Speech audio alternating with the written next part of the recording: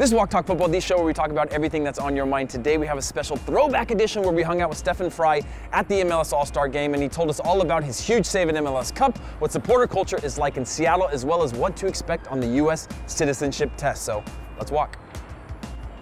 All right, Stefan, so first off, do you have any favorite ECS chants or songs?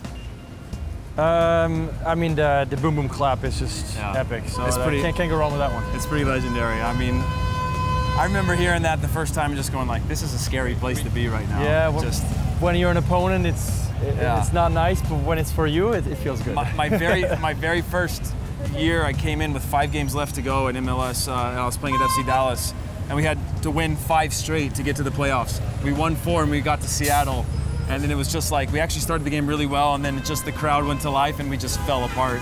And then we didn't make the playoffs. it's the 12th man, for sure. It is real. So what was going through your mind when the ball obviously floated towards the net in MLS Cup?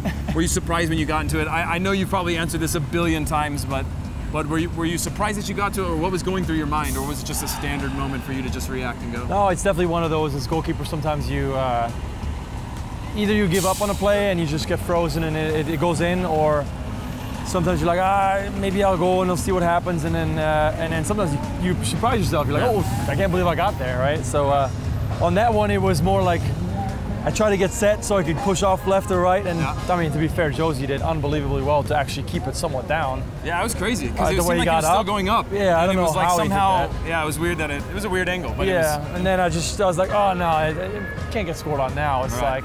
No, and then I just try to go for it, close my eyes, flail my arms around, and it worked out. That's crazy.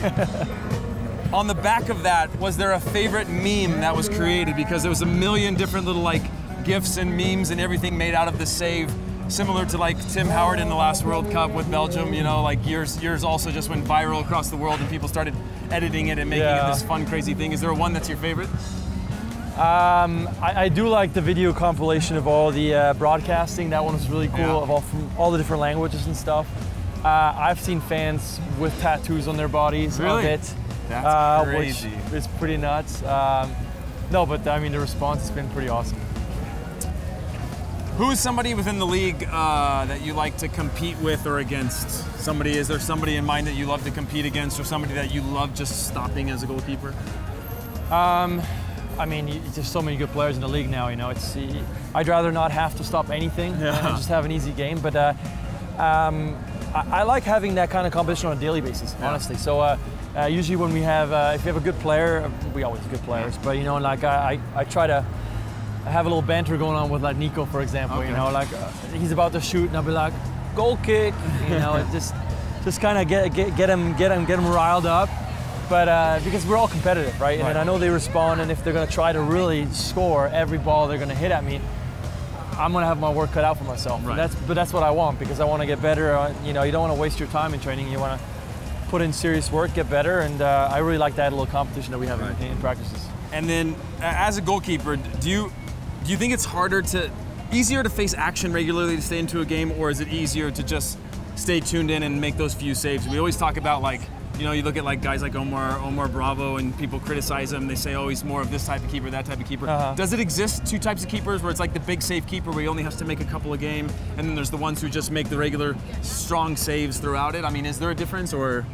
I think it most likely, I would say it's harder to be part of a really good squad. Like you have a Bayern Munich with Manuel Neuer, who maybe has to make one big save in 89th minute. You know, at times it almost looks like he's bored and he ventures out of his box because he's bored. But I think that sometimes can be very difficult for you to just be focused for 90 minutes without actually getting feedback by making a save, or to see whether your focus is right or wrong or whatnot. But then in a split second having to make that impact on a game. That takes a lot of concentration, and I think that makes for world-class goalkeepers. Okay. Our next question from one of our fans is that, does everyone get an Xbox when you play at the Sounders? Oh, I wish. I'm telling you, I was at my honeymoon when I knew I was going to get traded to Seattle, and I'm texting my brother. I'm like, I'm getting us Xboxes.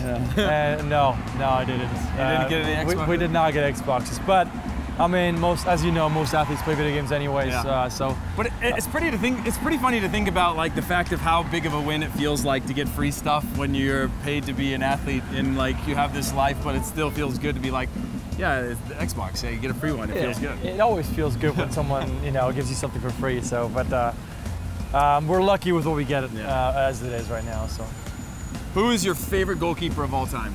Oliver Kahn. Is there a reason? Down. Is there a reason for that? I mean, he played for my favorite team. My mom grew up just outside of Munich in Fighting, and our whole household would always watch Bayern Munich games. We'd go to the old Olympia Stadium and watch them play against Borussia Dortmund.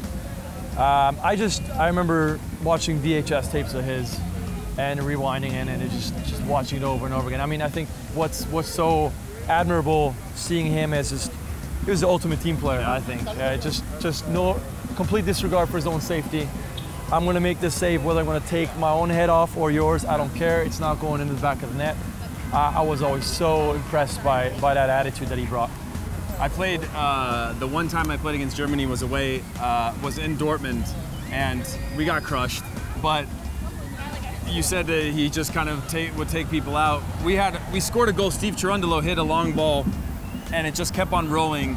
And Eddie Johnson ran straight into Ollie Kahn, just came running out and just absolutely murdered him. And Johnson's not a small guy either, right? And it just rolled under both of them. And this is like from the other half, and it just slowly trickled into the goal.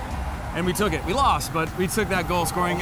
Steve Trundle, I'm sure, a Hanover kid, like, felt good to score against Oliver Kahn in any way, shape, or form. That's not a small feat. That's a good one to hold on to. Yeah, for sure. Even if they crash into each other, which is pretty crazy. So I appreciate those kinds of stories.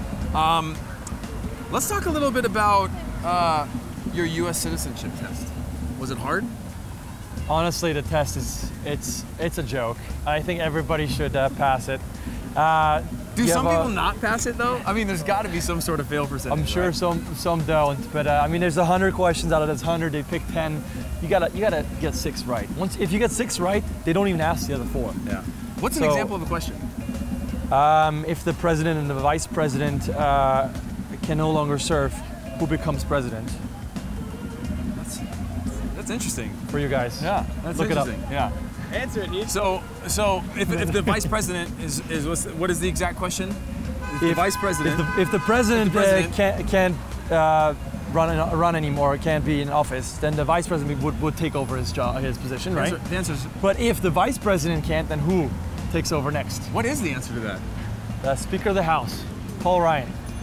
Wow. Ding ding ding ding ding. No. See, that's pretty crazy. So, Speaker of the House, do you think that something that we should all inherently know? It feels like something that I probably heard at some point, but like I wouldn't think to put it in my pocket to something I needed to use. I'm gonna hold on to that one for the rest of my life.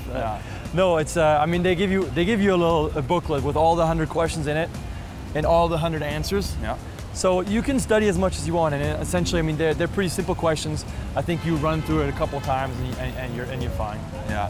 100 just seems like a lot, though. Yeah, but they're so simple. They're what ocean's on the west coast? What ocean's on the? It's very very easy. But if you get 6 right, then it's over. You're done. I got 6 out of 6. I was told by the immigration person that helped me, Don Morris. He's like, we only do perfect 6 for 6. So pressure's on. You can't miss one and have to go to the 7th. Right. So I got 6 out of 6. So wow. I did bring no shame to his. Did you have any nervousness at all going into it? Or a little nervous. Yeah. A little nervous. To be honest, also, I mean, you go more nervousness on the test or MLS Cup final? Well, it's funny. It's funny you asked that, because I would say maybe the test. Really? Because you're out of your element. You know what I mean? Like I know how to prep these days. Like you always have a bit of butterfly before every game, but you know how to deal with that. Now all of a sudden you have a test, and it's like you're going to get people know if you fail. Like it's on Twitter, on social media. Right. So there's your pressure, and it's a new pressure. It's a different pressure, right? All right, guys. So that is it. That is our time with Stefan Frei, MLS Cup winning goalkeeper. Thanks a lot, man. I appreciate it. Comment, like, and subscribe, and we'll see you guys later.